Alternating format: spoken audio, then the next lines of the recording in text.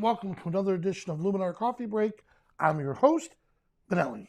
Now, our topic today is how to add a soft, dreamy look to a very sentimental photo, or a photo that shows a lot of emotion, or something that you want to convey just intimacy or a sense of time.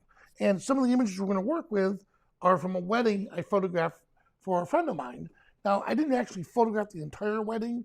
I came as a guest, and as a guest, I kept my camera off to the side, and when the main photographer was in a different section or a different part of the wedding, I photographed different things, so I made sure I didn't step on the photographer's toes, and that's a huge thing with photographers. If you're invited to a wedding or a graduation, bring your camera, but make sure, if you're not the lead photographer, don't step on other people's toes.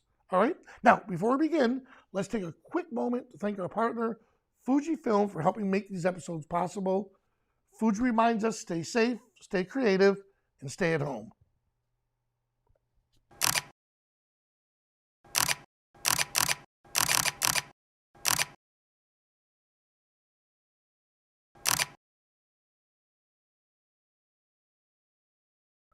And we're back. It's great to see a lot of different people from all over the world coming in.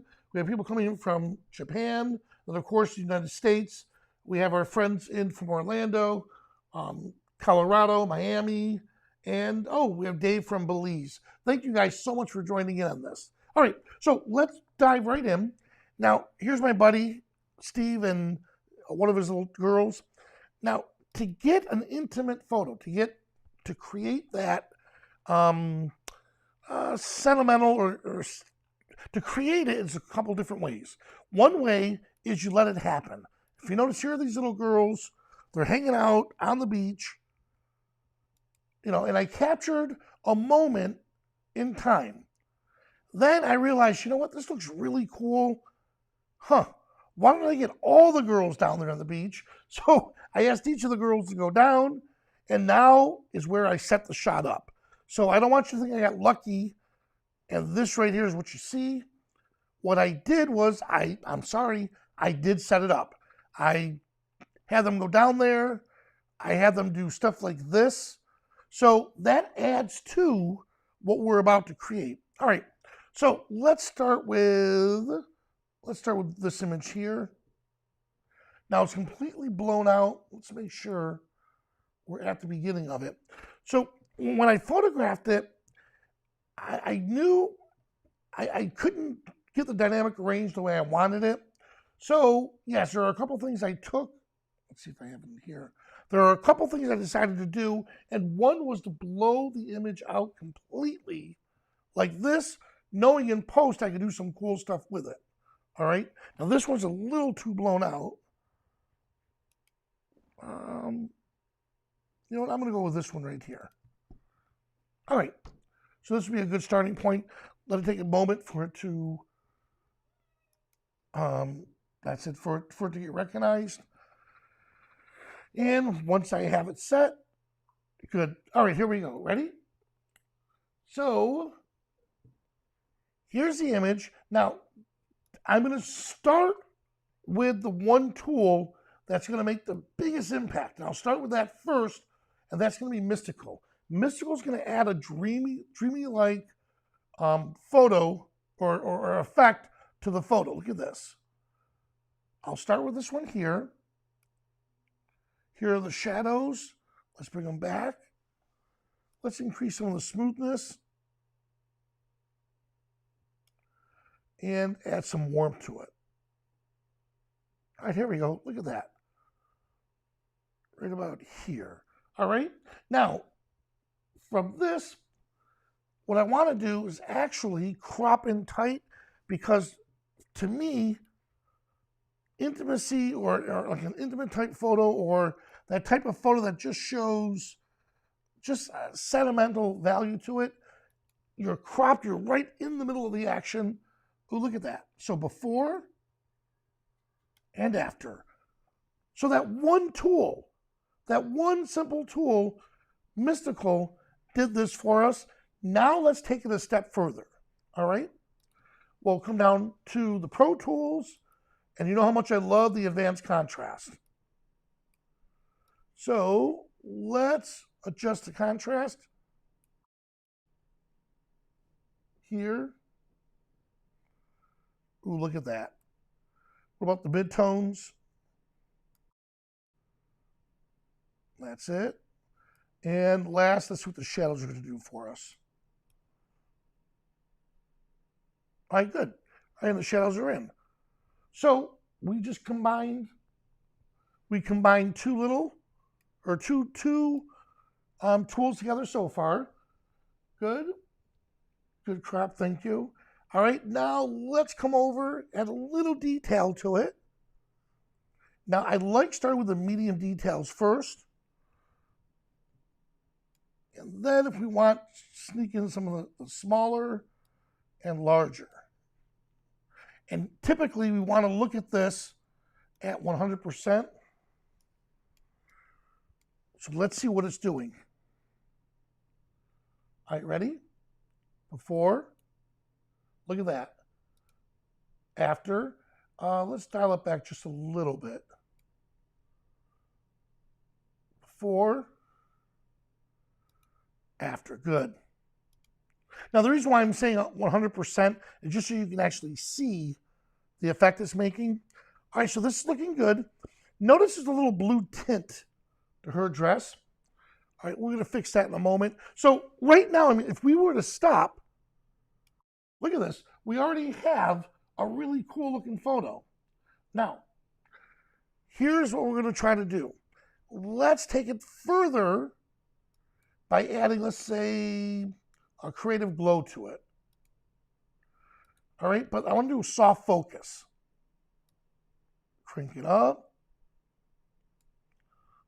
And look at that, right about there. All right, and if we want to, because now right now the soft focus is great around the edges, is what I'm looking for. We can come in and do a radial mask and erase it, the effect right like this. There we go. All right, awesome. And you know what? While we're here, we'll do one more. And again, now I'm just going, so we were finished a while ago. Now I'm just taking that one extra step to see if we can actually change it from a really nice looking photo, a nice looking edit, to an amazing one, all right? The key is to know when to stop. I'm gonna come to black and white. I'll convert it. Now black and white looks phenomenal too. So that could be another option that we can give the client or our friend. So what I wanna do differently though is I'm gonna bring back some of the reds, some of the yellows, mainly in their hair, greens. I want to stay away from the blue because I know the blue is down in here and the blue is in the sky. In fact, here's where blue, look at blue. So what I want to do is bring in the cyan. Ooh, that looks good. And I know there's some magenta down in the shadows. Yep. So let's stay away from that. So before, after, one more time. It's a subtle change. Here it is, before, after. All right, all it really did was made the whites appear whiter and all of that around it just pop. All right. Yes, and Julie said, can we use the color tool for that? Yes, we can come in here to the color tool, and if I wanted to, let's say with the blues here, we could either brighten the blues up or dim them down. So let's use right there. Pop. Great. Now Julie's going to see this image hanging on my wall, and she's going to say, hey, I'm the one who gave Vanelli that tip on that last color change. But I mean, but look how beautiful this is. We went from this to this. All right. And again, as photographers, make a decision. You can either let something happen or make something happen.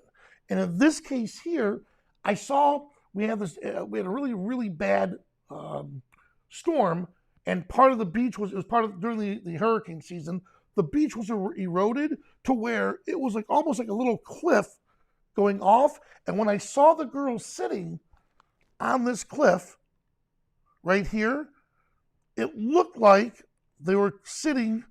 So here's the original image like this. Here's where I added the sky to it. So now it looks like they're sitting, you know, on this huge bank overlooking a long hill. So I loved how that looked. But like I said, it started out just with these two here sitting there. And then I asked the rest of them to join in. And I told them exactly what I was going to do to get these shots. And here, these are all different variations. All right. And the one that we just finished today, let me do this. Here it is. Notice how I did that? I searched on what I did for editing. I'm going to make that a 5-star. And you know what? While we're at it, let's make it a red label. So now I know I have that. And what I can actually do is create a folder called print. So if I do a search again on my favorites, I could drag that over to print. Now I know that I'm going to print this because I haven't seen my buddy Steve in a while. So I think this would be a great way for me to show up at their house for dinner with this on a metallic print or on a metal paper. And we can give this to them as a just because present. Look at that. Before and after. Let me do one more real quick.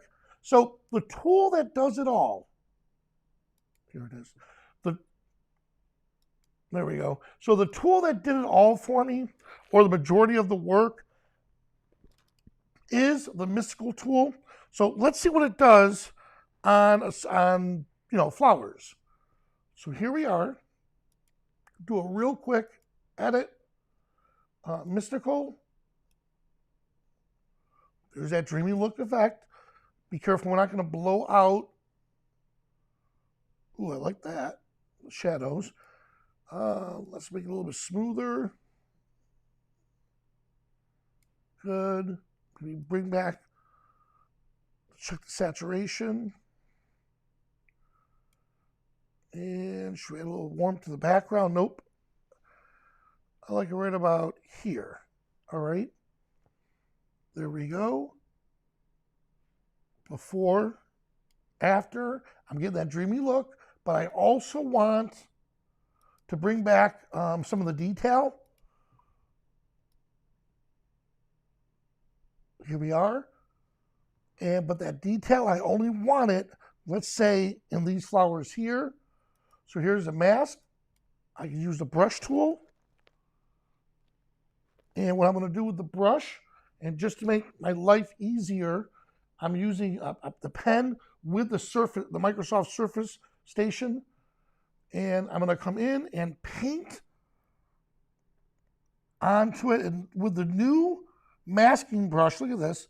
Whatever I paint on, let's go to 100%. I love this new feature in 4.3. I'm going to paint.